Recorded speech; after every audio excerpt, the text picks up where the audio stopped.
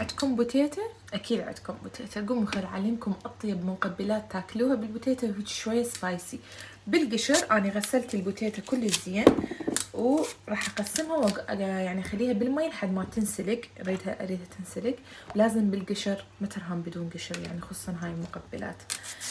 فغسلتها كل زين، شلت التراب من عندها وقسمتها، وراح اخليها بالمي بهذا الشكل حتى اخليها على النار تنسلق. وطلعنا البوتيتا نص سلقة تقريبا، وراح ابدي هسه اخلي عليها البهارات اللي هي كاري، بابريكا، ملح، فلفل اسود. اوكي، رشيت عليها البهارات. هسه دور شنو؟ زيت الزيتون.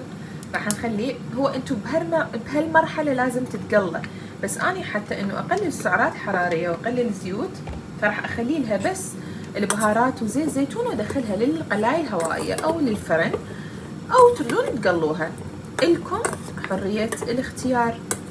زين، فاني حدخلها للقلايه على مود تقرمش وياي، اطلعها. هيك صار شكلها بعد ما طلعتها من القلاية الهوائية مقرمشة. نجي على المرحلة الأخيرة. عندي هنا حطيت زيت الزيتون، راح اخذ خاشوقة واحدة من معجون الطماطم واقلبهم بالزيت الزيتون زين. هسه راح اخلي عليه شوية من الصوص الحار، هذا اختياري لان هو لازم يصير سبايسي. رشة من الأوريغانو خليت عليه على مود النكهة. وهسه راح ناخذ البوتيتا مالتنا وراح نخليها كلها بهاي الخلطة.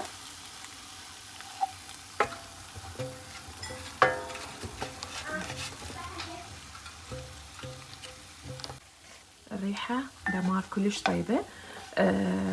هذا هو شكله تقريبا نهائي بعد 5 دقائق على النار حطيتها.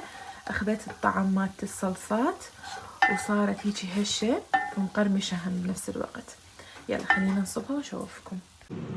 حاعلمكم نوعية مقبلات ثانية هم كلش طيبة برمضان. عندكم هنا روبة لبن، هاي ضفت عليهم عصرة واحدة من الليمون، نص ليمونة يعني، وراح اضيف عليهم رشة من النعناع. تشوفون رشة من النعناع. عندنا هنا فص واحد من الثوم المهروس. عندي هنا كمية من الجوز اضيفه، اقلبهم سوية زين.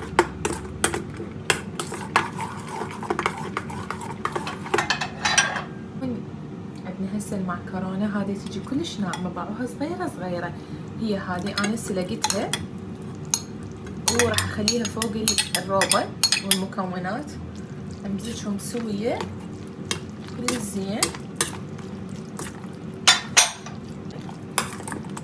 تنتظروها تقريبا هيك 10 دقائق النكهات تتداخل ببعض والمعكرونة تمتص شوية من اللبن.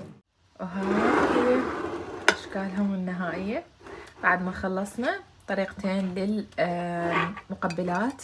هذه اول وحدة البطاطا الحارة كلش لذيذة، لازم تجربوها، هذه مين من عندها.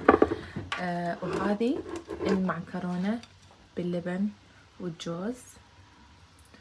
وبالعافية عليكم، سهلات، حفظوهم يمكم. راح انزل لكم اياها يوتيوب على مود شو قد ما تردون تكون عندكم جاهزة وموجودة. وبالعافية.